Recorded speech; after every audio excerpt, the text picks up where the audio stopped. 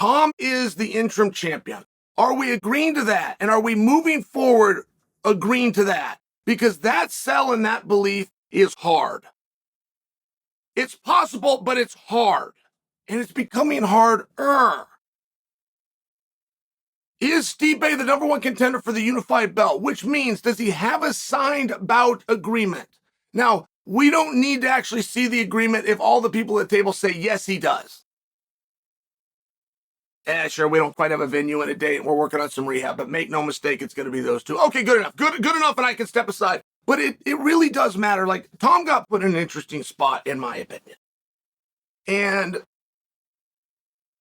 to begin at what we just saw, I have seen 4 versions of Tom, and none of them are the same.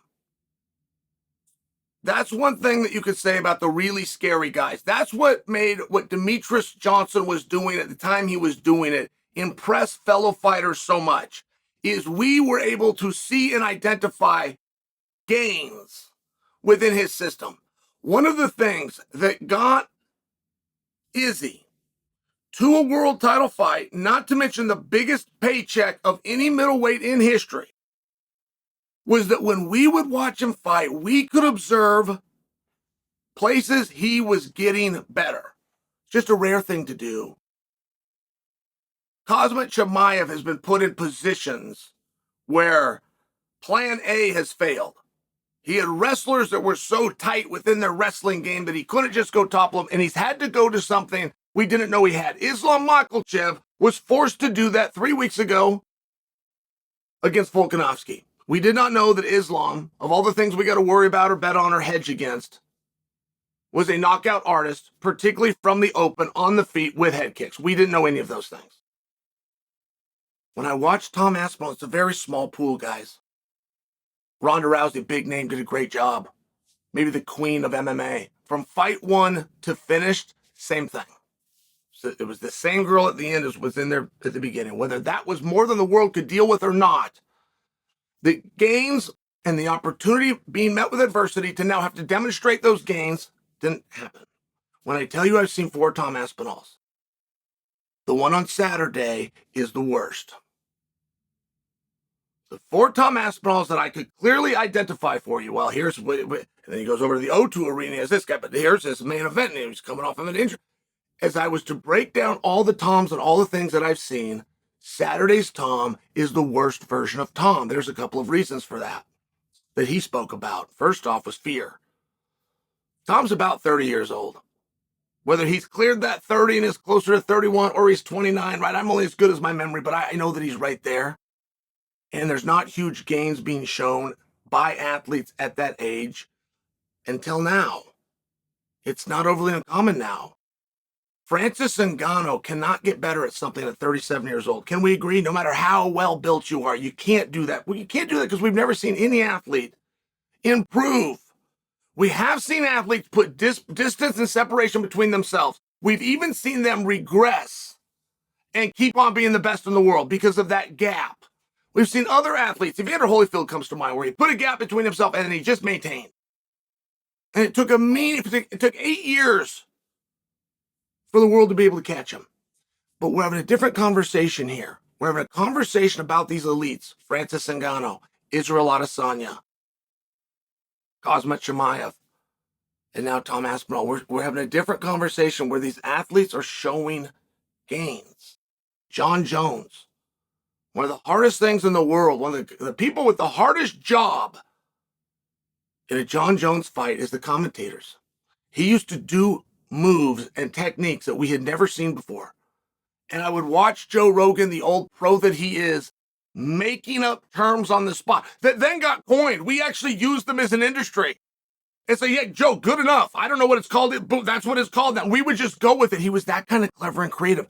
The worst Tom Aspinall I've ever seen is this one. What should Tom do next? Let's start in reverse order with what he shouldn't do. He should not do Surreal Gan. That is out of pure pettiness. But there's a lot of motivators out there that aren't good. That's why they named 7 of them the deadly sins. He should not fight Surreal Gan. As a matter of fact, Tom has already been asked about Surreal Gan. He said, as far as it pertained to Surreal, I'm not interested. Went a step further. See, I'm not interested. You're getting a message out, but you haven't been helpful. I don't like the way this system is. You've gotten a message out. You've shared an opinion, but you haven't done anything helpful. The great politicians, the great leaders and decision makers will have an answer to your question and a suggestion of something else to do. That's what Tom did. As it pertained to Ciryl Gane, he said he was not interested. And then he said, I think that Surreal should fight Jaden Almeida.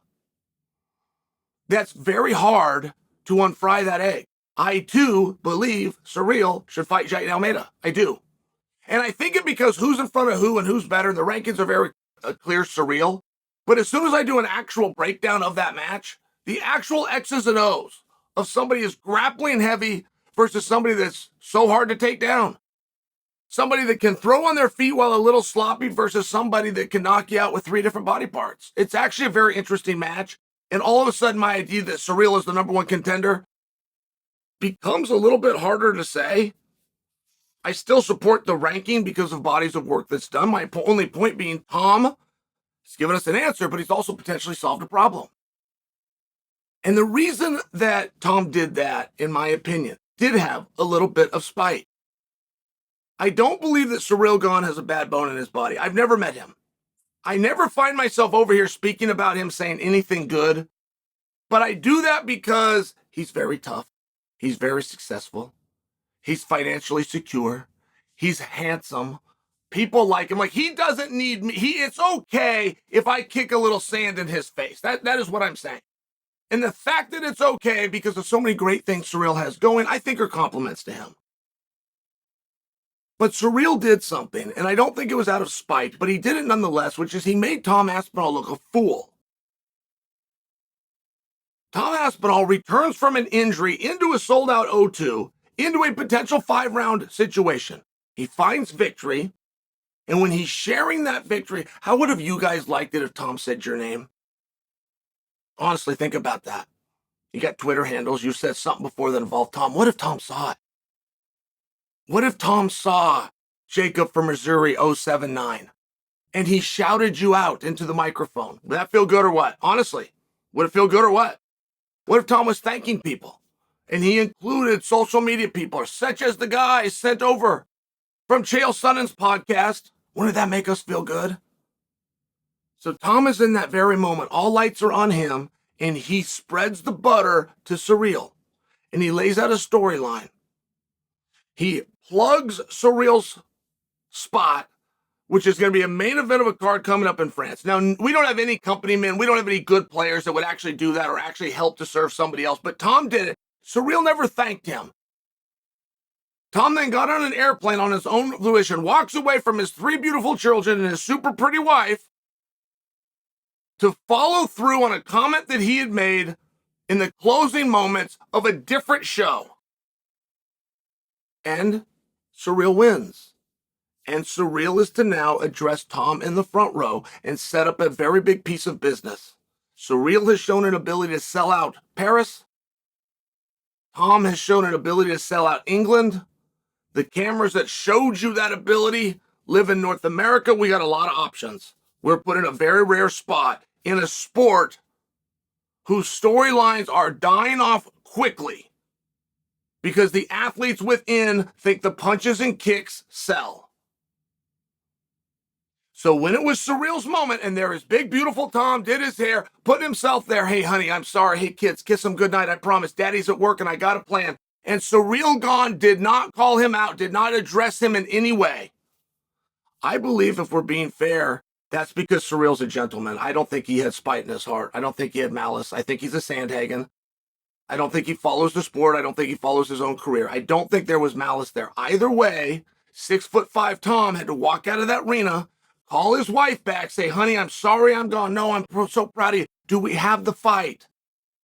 Do we have the one? Do we have the number 1 contendership, honey? Did everything go the way you planned? Did that big guy Surreal do for you what you did for him? No, honey, we're going to have to go in a different direction. I'm sorry, and I'll explain later. Now he's the champ. And now all of a sudden, Surreal did find that he wants to face him.